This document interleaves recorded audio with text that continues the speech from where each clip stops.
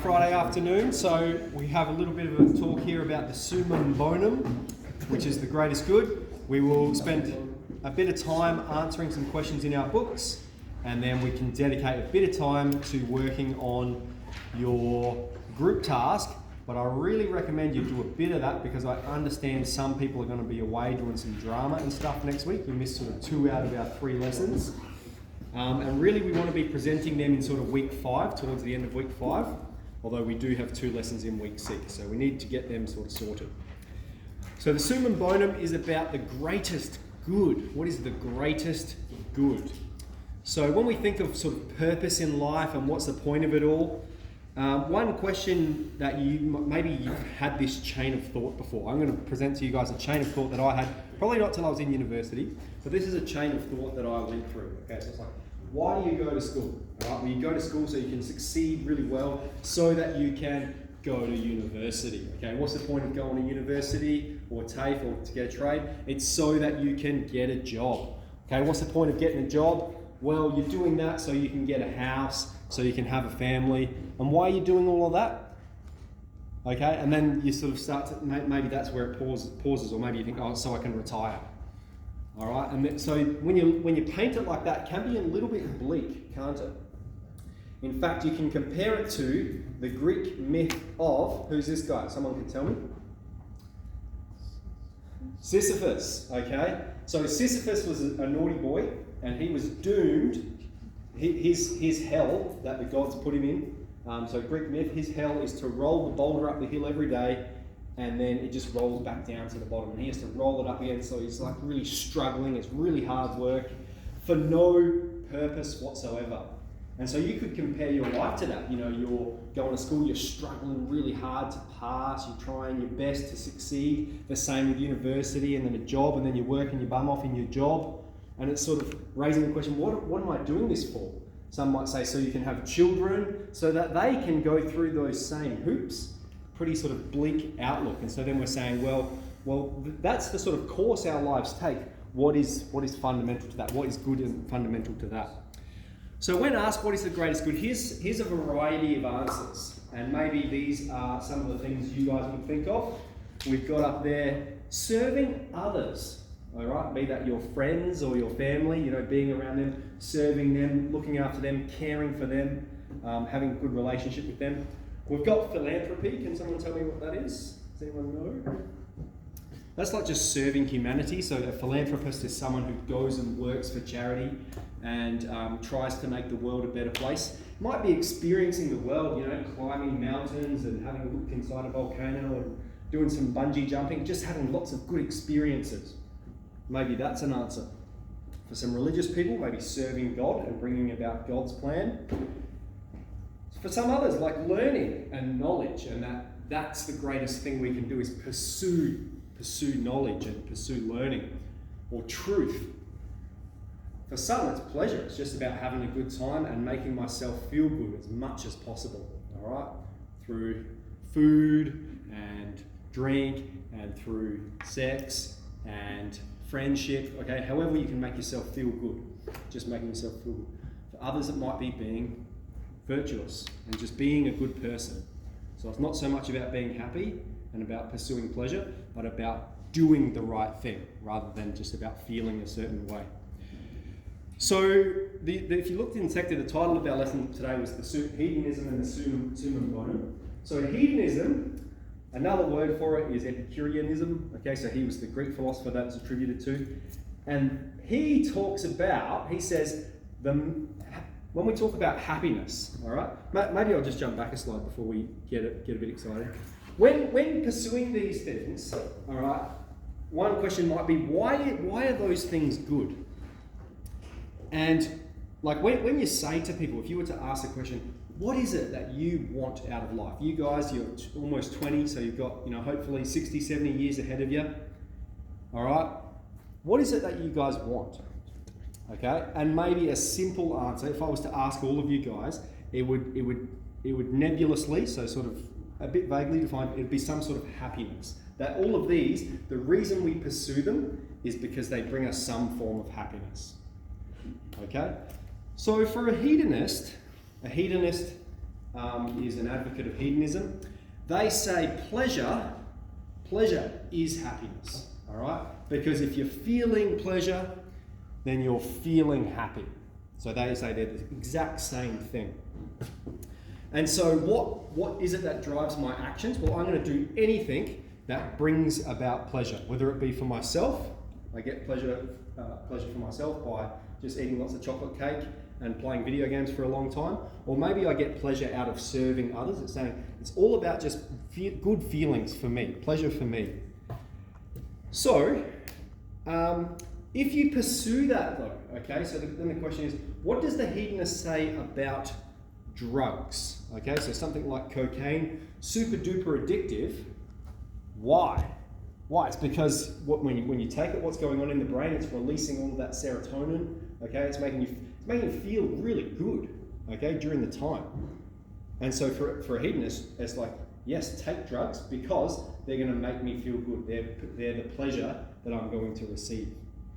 I'm going to receive pleasure from those drugs. This experiment here is done in a variety of ways, but the basis of it is they get rats and they attach some electrodes to their brain, to the pleasure center of their brain. And the rat soon figures out when it taps this lever, there's an electrical current that stimulates the pleasure center of their brain. So basically, they tap the lever and they feel really good. Okay? So when rats do this, as soon as they figure that out, they just keep their foot on the lever and starve to death. All right? They don't even stop to eat. They're just like, pleasure's so good, I'm just going to keep it here, and then they just perish. All right. So for a hedonist, where like you look at the world we're approaching, you could just, if you were wealthy enough, you could just have access to some pure form of drug that just made you feel pleasurable all the time, that you don't need to do anything. You don't need to work at all. You just sit inside and take this drug, all right, and just feel good all the time. And for a hedonist, that's like a good answer. It's just about pleasure, just about pleasure for myself. Then there's the pleasure machine. Now we've asked a number of different questions about if you would plug yourself into the matrix, right? You could be in a simulated world. Well, another take on that is you could plug yourself into a machine, a bit like this rat, that just stimulates the pleasure center of your brain. So you don't even have to simulate a false world. You're just receiving, you're plugged into a machine, you press a button, and it just stimulates your brain straight away. You just have this good feeling continuously. All right, so we could build that. And then so for the hedonist, if we're just pursuing pleasure, that would be a good goal or a good end, or perhaps the purpose of all of these things that we're doing, so that I can just go home and stimulate the pleasure centers of my brain. Maybe we're not too far away from that. If people they go to school, I go to school because I have to, but then I go home and I plug myself into the matrix, I plug myself into my computer and I play my video games, all right? Or I go home and I go on TikTok. What for? So I can feel pleasure and feel happiness. Maybe that's the sort of place that we're moving towards. The question is that a good thing? Okay, so let's look at the Philosopher's Quest, all right? Right at the start of the year, in your first booklet, we had the creed, the Philosopher's Creed, and we said it's about truth, okay? So we've got that, that image of the sort of comforting lies and unpleasant truths, and how lots of people are pretty happy to ignore what's true if things make them feel good or make them feel a certain way. And so this is the question we ask you guys, all right? Is would you rather be a happy pig rolling in the mud? You've got all the mud to roll in, all the food scraps you can eat. You're just a very happy pig. You've got everything you've met, eat everything you need. Ignorance is bliss, all right? So would you rather be that happy pig, or would you rather be an unhappy human? You've got knowledge and understanding of the way the world is, all right? And so if you think of the philosopher, what is it? We're aiming for a journey out of the cave, a journey from a place of ignorance to a place of enlightenment, okay? A place of awareness of reality as it is fundamentally, okay? And so for the philosopher, it's like reason and logic are the tools we use to discover truth, okay? It's not about ignorance, but it's about pursuing truth. So then I've put these two statements up here. They're saying the same thing. I just wanted to describe it in different ways because we're doing ethics at the moment. We're looking at ethical frameworks. And one of the propositions is, but if we're talking about it in a philosophical sense, is that all ethical actions are rational.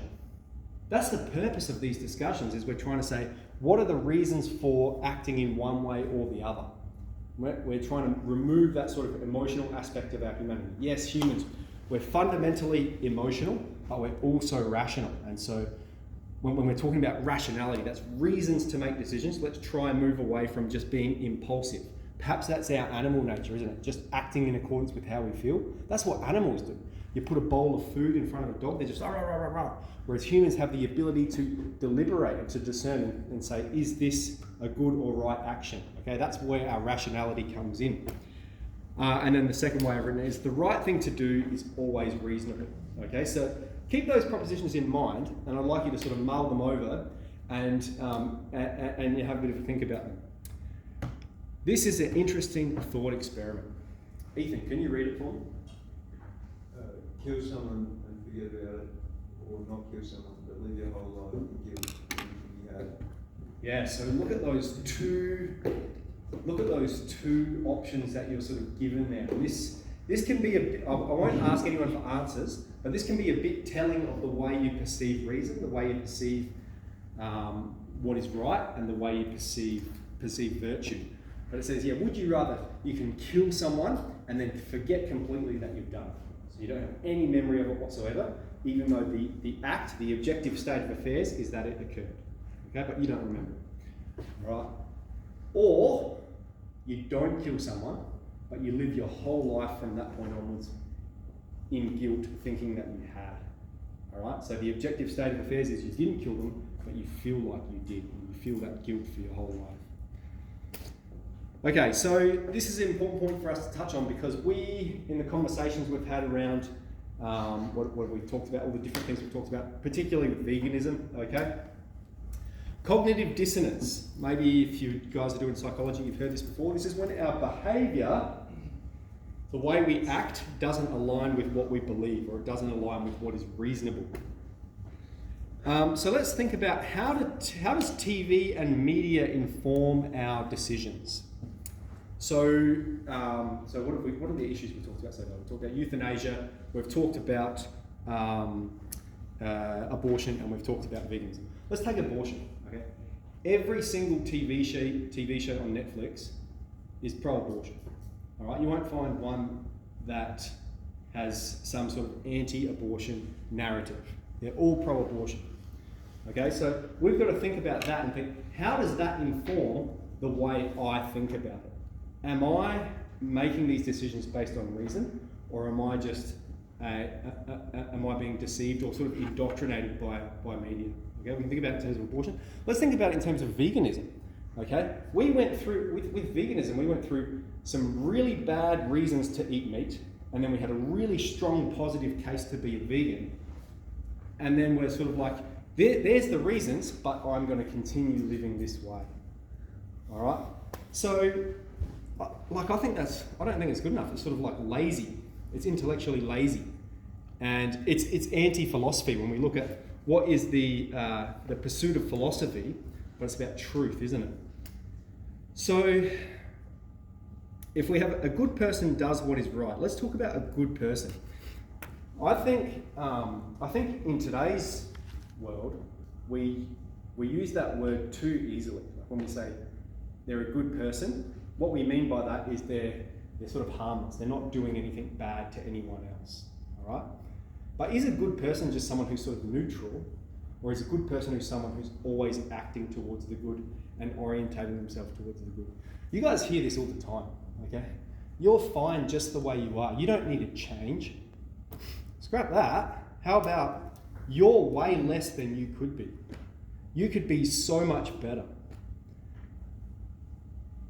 A good person is someone who orientates himself towards the good, where every action they take tilts the whole world, one step closer to, like, just symbolic language towards heaven, or one step closer towards hell. Every action you take. So think of a cat, okay? You're wandering along the street, you encounter a cat, and you see this cat. There's this whole spectrum of actions you can take. One of them, some of them being really evil and wrong and tilting the world towards hell, and some of them being really good and making the world a better place. So like, you could kick the cat if you just walk past it and kick it, all right? Or you could skin it and torture it. Okay, there's all these horrible things you could do to it. You could just walk past it and ignore it. That might be a sort of neutral action. You could pat the cat and give it a bowl of milk, okay? And so, without any context behind that, but the point of that is all to say that in every single action you take, you can make the world, you can tilt the world towards heaven or towards hell. And that's what the good person does. So for the Greeks, they have this idea of eudaimonia. Okay, this is Aristotle. Remember how Aristotle was talked about virtue ethics? And so eudaimonia, you can maybe think of that as sort of the utopia. It's the world where everyone's happy and society is flourishing and it's prosperous and it's peaceful and it's just, and it's sort of this ideal world. So look at this question at the bottom. How do you paint a perfect picture? Okay, so for Aristotle, okay, for the advocate of virtue ethics and this eudaimonia idea, the answer is, first, make yourself a perfect person, and then paint a picture. Because if you're a perfect person, and a perfect person paints a picture, they're going to paint a perfect picture. Easy, okay, guys? Make yourself perfect. Okay, one more. So one of the other ideas there was about human beings and what's driving us and what's this purpose, okay? And so look along here. I've got all of these appetites that we have, okay? We've got hunger, thirst, I need to sleep, connection with people, and look how that appetite is satiated, how we satisfy that appetite, okay? We have an appetite for food, and food exists for us to eat it. We have an appetite for, we get thirsty, okay? We have an appetite for drink, and drink exists for us to consume beautiful, cool water. You know what that's like when it's like hot, you've been for a run, and you get some nice cool water that cools you down instantly, okay? You're satiated. Or if you're really tired and you have a good sleep, or you really want to spend some time with your friends, and your friends exist for you to spend time with. In all of these cases, there's this appetite, and there's this thing that satiated you. So C.S. Lewis, what's he famous for? Most famous for, lots of things. Chronicles of Narnia, so you guys are probably familiar with that. Maybe you've seen, what's the first one called? Lion, the Witch and the Wardrobe. He wrote that. So he's a Christian apologist. This is one argument he makes for the existence of God. He says, we've got all these appetites and things they're satiated in, and we've got this fundamental appetite for purpose and truth and goodness, and that sort of desire for eternal happiness is satiated in God. And so this is another argument about what is the Summum Bonum, the true good. It's our ultimate end, okay? So we're here on earth, but what for? St. Augustine says our hearts are restless until they rest in you. Pascal, okay, these are all pointing out the same thing. In every man there's a God-shaped hole. He tries in vain to fill it with every worldly material good, all right? So drugs and alcohol and chips and pizza and experiences and climbing mountains. But no matter how much of these worldly things he pursues, the vacuum remains. Man can only find ultimate satisfaction in God. And then Huxley, he's talking about, the world and what it has to offer. There comes a time when one asks, even of Shakespeare and Beethoven and fine wine, the epitome of culture, is that all there is? Is that all there is? Okay, so let's look at some answers we've looked at for the Summum Bonum.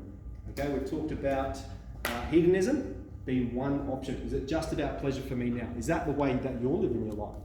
All right, that's just about you're doing these jobs so that you can have that little retreat time on TikTok and the computer games. Or is there some sort of deeper meaning? Are you trying to bring about the eudaimonia of the Greeks? Or is there some ultimate end, a theological one? Excellent, that's all for today. Pull your books out, let's answer hedonism questions.